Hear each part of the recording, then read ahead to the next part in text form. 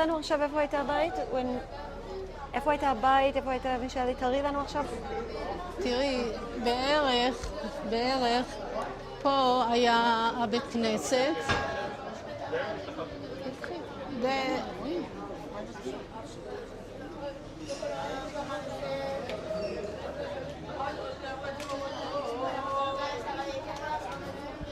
איפה הייתה הבית שלך?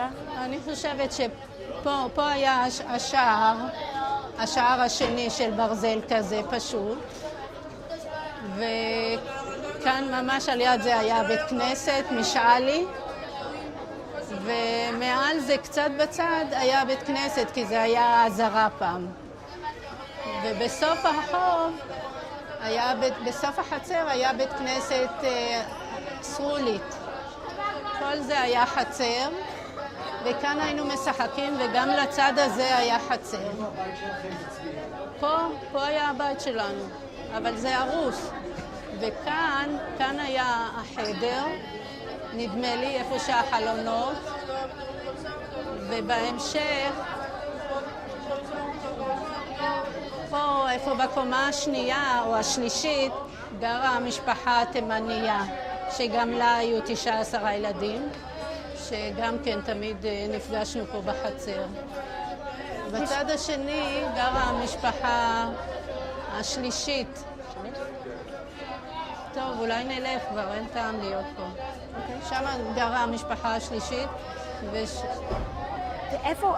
זה היה מין חצי קשת כזאתי, ששלוש משפחות, אחת פה, אחת קצת למעלה, ובצד השני המשפחה השלישית. ואיפה החצר הזאת שאת... פה גם הייתה חצר, הרי זה היה פתוח. הנה גם אז בקצר... המורה שלהם הציל אותנו. ואיפה הפנס? אם כבר עצרנו, חכו שנייה. תראי, אם אני לא טועה, כל זה היה חצר, וגם כאן שיחקנו בכדור ושיחקנו בארץ, מה שאני קוראת לזה. תספרי על השירותים, מרגלית. כאן הייתה חצר. השירותים שלכם, איך היו? מה? השירותים היו שמה. לא חשוב. בקומה הראשונה, זה היה בקומה הזאת, ככה. וכל החצר הייתה גנזך. היו כאלה, חלונות כאלה עם זה, ותמיד כשרצנו היינו נופלים, כי היו רק שלבים, ואיזה היה לנו מכה כזאת ברגליים, זה היה נורא. זה מה שאני זוכרת, כשלא שמנו לב ונפלנו. מרגלית, אם את יכולה פשוט עכשיו שיש שקט, אם את יכולה להגיד לנו, פה היה כאילו פשוט לעבור על כל המקומות. תראי, אני לא כל כך בטוחה כי הכל הרוס, אבל בערך ככה. פה היה השער הזה, הברזל, אבל זה היה בקו ישר. כאן היה גם בקו ישר, והיה מין חצי קשת של גזוסטרה. היה בית כנסת פה, אחרי השער הזה, בקומה הראשונה.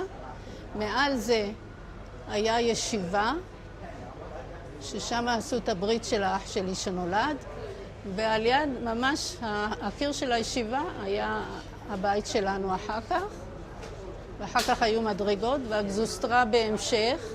כאן נדמה לי היה חדר, פה איפה החלונות, חדר של ילדים קטנים.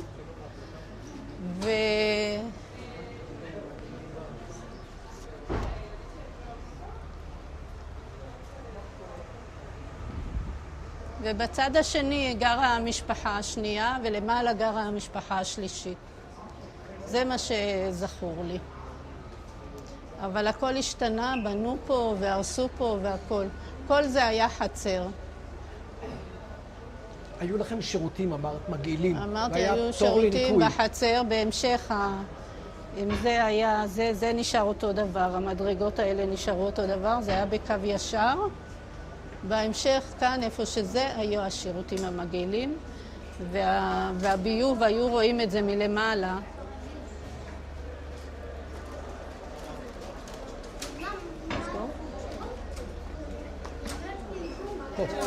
תדעי לך, תמיד באו... פה בבקשה מאחוריי. תמיד באו ציירים בצעירות החצר, והיה ממול, היה שעון שמש, אולי בקיר הזה שכולם באו לראות, אף אחד, לא לכולם היה שעונים, וכל הזמן היו באים לכאן תיירים. ואני זוכרת שגם במלחמת העולם השנייה עשו איזה יום מחאה, ובאו המוני אנשים פה, והתפללו, וזה נדמה לי ב-43, אבל לא בטוחה. כל החגים בראש השנה באו המון חסידים לחצר, והיו מתפללים כל החג, ואחר כך היו עושים תשליך בבורות. כן, כל החג. והיו הרבה אנשים שביקרו אצלנו בבית. גאון, מה אמרת? מרגלית, מה רצית להגיד? מה? מה רצית להגיד? את התחלת להגיד, היו הרבה אנשים שבאו... הרבה נשים שבאו לבקר את אמא שלי משנה לשנה. הייתה אישה אחת שהייתה הכרה, וכל שנה אמא שלי הייתה אומרת לה, לא נורא, לא נורא, תלדי. ואחרי 10 שנים הוא עזב אותה, התגרש ממנה, והוא התחתן עם אישה אחרת שילדה לו המון ילדים. והאישה הזאת, האחרת, היא הייתה מטפלת של הגנון של אחותי הקטנה, אז בגלל זה אני מכירה אותה. ואני זוכרת את הצער של האישה הזאת שלא יכלה להיכנס להיריון. מה יש פה מאחורה? מה?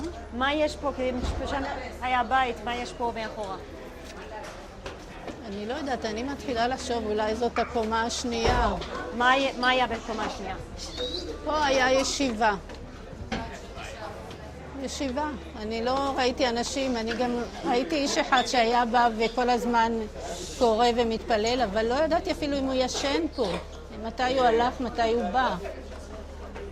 ובהמשך היה, אמרתי לך, היה הבית שלנו, ואחר כך היו מדרגות. ופה היה איזה חלון כזה גדול עם דרגש כזה עבה, ששם שמענו מהרחוב את הכרזת האומות המאוחדות. זהו, בואו נלך. מה יש פה מאחורה? מאחורה, מה יש פה מאחורה? כלום, זה היה בית כנסת. מהצד היה חצר. איזה חלונות בית מאוד כנסת? יפים, עם זכוכיות יפות. איזה בית אני כנסת אומרת לך, יש? מהצד הזה היינו הולכים ומסתכלים מהחלונות. איזה בית כנסת לי פה? איזה חצר אנחנו עכשיו? זה היה חצר, זה לא, אני חושבת שזה הם בנו. איזה בית כנסת? איך קראו לבית כנסת? החורבה, יהודה החסיד. אני צריכה להגיד, אנחנו פה בבית כנסת יהודה החסיד. אנחנו קראנו לזה בית ספר החורבה וגם בית כנסת. גם חצר החורבה. כשהגיע מכתב אז כתבו החורבה, וכמובן לא קיבלנו הרבה מכתבים, או כמעט לא קיבלנו. אבל פה זה היה חצר גדולה, יותר גדולה, כן. הם סגרו את זה. מה, פה למעלה היה ישיבה? אני חושבת שזה הישיבה, אם זה ככה, אז פה היה ישיבה. אז כנראה, תראי, הכל כל כך קרוב. תראי לנו בבקשה את הישיבה. תראי, אם פה... תראי לנו את הישיבה. תראי. כי כל הזמן אומרת שזה שם וזה פה. קצת אחרי השער היה הבית כנסת משעלי. וקצת אחרי זה היו מדרגות והיינו עולים, זה היה הבית שלנו שם. אז בהמשך, חלק זה היה הבית שלנו וחלק זה היה הישיבה. פה? כן. מה פה? אני לא יודעת אם זה בנוי או שזה באמת יכול להיות שזה הישיבה, אבל זה לא היה ככה. לא, אני לא יודעת. שם זה צריך להיות הבית שלנו. אבל באמת הכל השתנה, הכל הרוס. כבר ב-67 לא היה הבית הזה, אבל הכל היה אותו דבר. זהו, אין... יש לך את הכל, או את צריכה שהיא תעשה... יש? אפילו הבורות נדמה לי אינם כבר, נדמה לי ככה. מלך? זהו. יש לך עוד משהו שאת רוצה להגיד פה? מרגלית. מה? יש עוד משהו שאת רצית להגיד פה? רציתי להגיד, כילדה מאוד הייתי מאושרת פה. היו באים פה המון אנשים. אנחנו כולנו היינו דתיים או מסורתיים, והיו יחסים מאוד טובים בין כל האנשים, כל ילדי הישיבות שלמדו כאן, והרבים שלהם, ורק דאגנו לא ללכת באמצע בין שני גברים. ידענו אסור ללבוש מכנסיים, אבל היינו ביחסים מאוד טובים. אהבתי את המקום וגם שמחתי שעזבנו את המקום, לא בגלל שלא אהבתי את העיר, בגלל התנאים שהיו לנו בבית.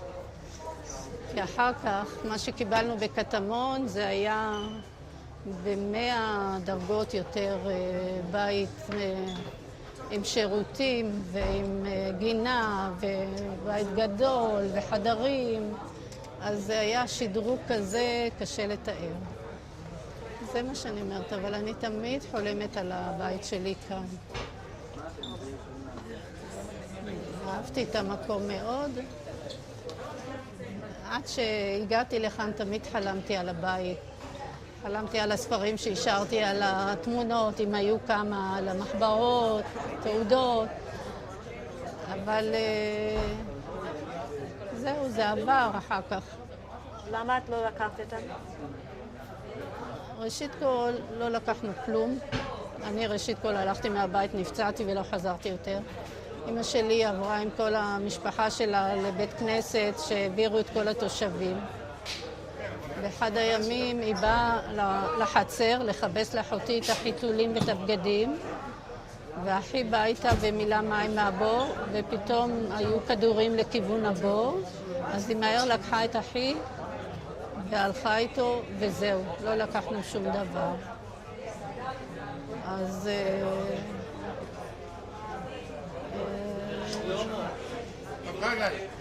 חזק ואמץ. אז מרגלית, תודה רבה. אני חושבת שסיימתי פה בוודאות. אני לא הייתי עם כולם בבית הכנסת, כל התושבים היו בבתי הכנסת. איזה בית כנסת? אני לא יודעת עכשיו, היו נדמה לי 2 או 3 בתי כנסת שהיו, באמת הבתים בעיר היו כמו מבצרים, עם קירות עבים, ושם היו כל התושבים. וחילקו להם אוכל לכולם, אני חושבת שהסתדרו, אני לא הייתי שם. מרגלית, השאלה האחרונה שיש לי, אבא שלך היה כהן. האם היה התנהלות, מה הייתה ההתנהלות בעיר עתיקה? תמיד הזמינו אותו לעשות פדיון הבן. אם את יכולה להגיד מההתחלה, משפט שלם. אבא שלי היה כהן, ותמיד הזמינו אותו לעשות פדיון הבן למשפחה שהבן הבכור שלהם לא... אוקיי, אנחנו לא נמשיך פה כי זה לא שמי שם הסאונד. אז בואו נצא החוצה, אני אשאר אותך את זה ואז סיימנו. תודה רבה.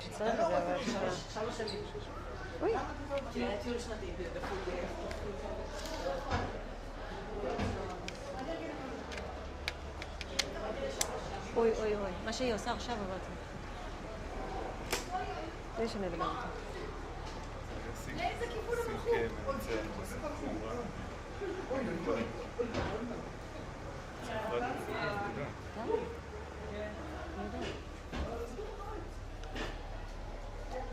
תראי, כשהיה המצור, אז היה יום אחד שהפגיזו אותנו ממש, אני לא יודעת מי הערבים האנגלים. אני זוכרת שזרקנו את המזרונים מהבית למטה, זה לא היו, המדרגות האלה לא היו. אני חושבת זה היה לקומה כזאת, זה היה הרצפה, פה היה הזרה של הבית כנסת, שם באיזשהו מקום פה של הבית כנסת של סרוליק, וכל האלה שגרו למעלה ישנו שם. היינו איזה 30 ילדים ועם ההורים, והיה לנו כל כך שמח. כל הזמן קפצנו על המזרונים ושיחקנו ושם גרנו עד שעזבנו את העיר העתיקה.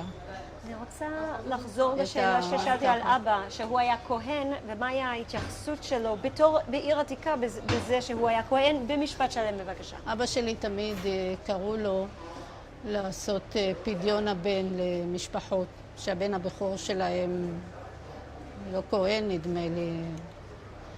והוא תמיד הלך, ובאמת יש לנו צילומים שלו שהוא עושה פדיון הבן. חוץ מזה, תמיד יש ברכת כהנים שהיה מתפלל. הוא דאג להתפלל בכל מקום שהוא היה. והאחים שלי גם היו דתיים עד גיל 15-16, וכשעברנו לקטמון, אז הם פרקו עול, ואבא שלי מאוד כעס. היה קשה לו להשלים עם זה. אבא שלך היה לומד? מה? אבא שלך היה לומד? כן, היו לו המון ספרי תורה בבית. זה היה בקיר, לא, בעיר העתיקה, לא אחר כך. היה הקיר הזה שאמרתי לכם, קיר מעץ. היה לנו ארון על יד הקיר, ושם ארון ששלושת הדלתות שלו היו מראות. לא היינו, תמיד יכולנו לראות את עצמנו, ומאחורי הארון היה איזושהי כוננית, אני לא יודעת, אולי זה היה כבר מפעם, ושם היו ספרי תורה שלו. אבל הוא היה מאוד עייף, וגם הוא היה איש מאוד דייקן וידע הכל לעשות. הוא היה גם סנדלר. הוא היה עושה לנו נעליים, היה תופר נעליים בלילות. הייתה לו פינה בתוך הבית בקצה, והוא היה, עד שגמר נעל, אז כבר הרגל שלנו הייתה גדלה, וזה היה מתאים לאח יותר קטן. הוא גם היה תופר את הציפות ואת הסדינים, ותמיד דאג שזה יהיה מדויק וישר. ואנחנו, הייתה לנו מכונת תפירה ידנית כזאת, של זימבר, שאנחנו היינו תופרים את התפרים. צריכים לעצור שנייה? צריכה לחזור מהמכונת תפירה. הייתה לנו מכונת תפירה ידנית? משם. הייתה לנו מכונת תפירה ידנית, ובמכונה הזאת תפרנו הכל. אחותי, שהייתה יותר גדולה ממני, מסכנה, כל חופש גדול, אמא שלי הושיבה אותה, שהיא תקטין או תרחיב את הבגדים לאחים שלי, והיא כל כך שנאה את זה, אבל לא הייתה לה ברירה, היא עשתה את זה. אמרתי לכם שאנחנו היינו תופרים את הלבנים שלנו לבד. אבא שלי היה קונה הרבה בד ערבי, קראו לו מנסורי, ואנחנו, אני ואחותי, היינו גוזרים את הגופיות ואת התחתונים, וכל אחד יצא בצורה אחרת קצת, אבל תפרנו, כי באמת לא היה כסף לקנות תחתונים וגופיות ובגדים. ואם היו בגדים, אז אמא שלי הייתה מביאה מוועד הקהילה, מה שהיום זה יד שנייה, אבל אנחנו התביישנו נורא. וגם מה שתפרנו בבית ספר. ובאמת לא היו הרבה בגדים, אבל הסתדרנו. אני לא זוכרת שהיה לנו מעיל, אני לא זוכרת, ולא זוכרת שהיה לי קר. היה לנו בסדר. מורה פעם סיפרה לי, אחר כך היא הייתה חברת כנסת, קראו לה רחל צברי, היא הייתה מורה שלי בכיתה א', היא אמרה לי שהיא לא יכלה לראות איך אנחנו רועדים מקור בכיתה א', והיא ביקשה שישימו תנורים מהמנהלת, ואני לא זוכרת שהיה לי קר בכלל. למה? את אמרת שהיו לך ספרי תורה בבית. למה היו לכם ספרי תורה בבית? כן, אבא שלי היה דתי, והוא היה לפעמים קורא בזה, אבל אני חושבת שלא היה לו הרבה כוח והרבה. הוא תמיד היה נרדם, היה עייף. אמרתי לכם שהוא עבד מהבוקר עד הלילה. אף פעם לא ראינו אותו ביום, ואימא שלי, היא עשתה הכל, היא הייתה... כשהיא לא הייתה, אז הרגשתי שאני עצובה מאוד. אם היא הייתה מאחרת מהשוק, ממש הייתי בחרדה כזאת. אולי קרה לה משהו שחס וחלילה לא יכניסו אותי לבית יתומים.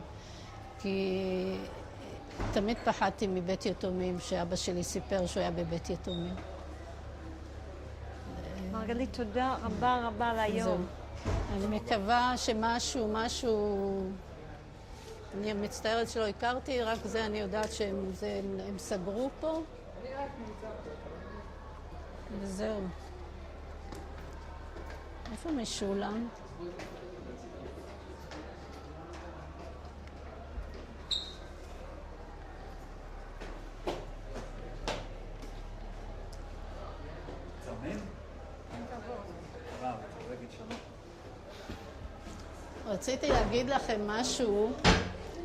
רציתי להגיד משהו שאני מוכרחה לספר, שאמא שלי הייתה צריכה ללדת את אחותי הקטנה, ואבא שלי לא היה.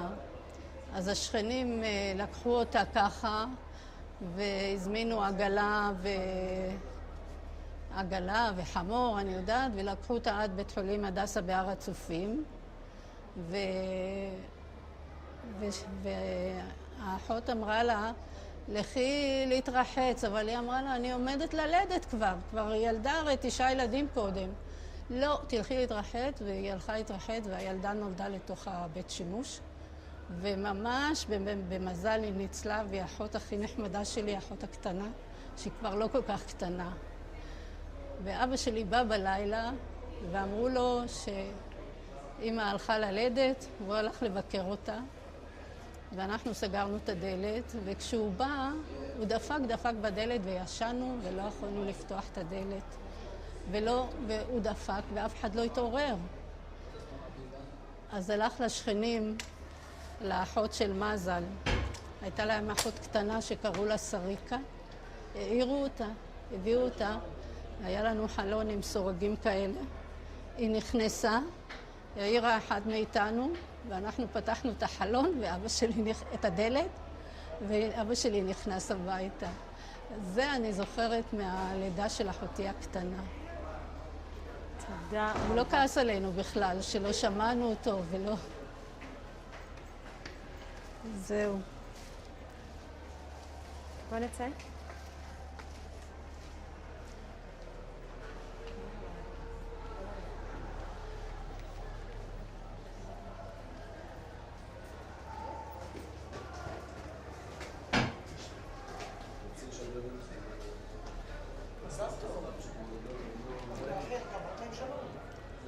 תכף. מה? אני אגיד להם שלום. לא, אני רוצה להגיד לך. אנחנו כבר מצלמים. תראו איזה שער קטן, מדהים, משהו. אולי היא תגמור לדבר, כי היא לא גומרת. לא, רק זה נשאר אותו דבר. רק המדרגות והשער יפה, הקטן. כן. והדרגשים. טוב, אני יכול לומר בקצרה. המשפחה שלי הגיעה ב-1850 לארץ. הגיעו, וכמובן המקום שהתבססו בו היה בעיקר בירושלים. היה אח אחד, למד בצפת. אבא שלי, לא ניכנס לכל הפרטים, רק נאמר שבזמן מלחמת העולם הראשונה הם עברו למצרים, לאלכסנדריה. והם היו 4 שנים ושם, קצת פלוס, עד שנגמרה המלחמה, ואחרי זה חזרו לארץ ב-1921. כאן הייתה האחות של סבתא שלי, גרה בעיר העתיקה, והם גרו אצלה בהתחלה. אבא שלי היה בן 16, 17, והוא למד חייטות. היה להם חנות על יד מגדל דוד. והיו אז ב-1920 או 21 נדמה לי, היו מאורעות. ואבא שלי נתקל בטעות לפני ההמון השואג, והם רדפו אחריו. הוא טיפס, ברח, עבר מבית לבית, יצא בשלום. כשהוא סיפר את זה בבית, אמרו די. יותר, אנחנו לא גרים בעיר העתיקה. האחות נשארה, הם עברו לירושלים, עברו לשכונת זיכרון טוביה, אוהל משה וכדומה.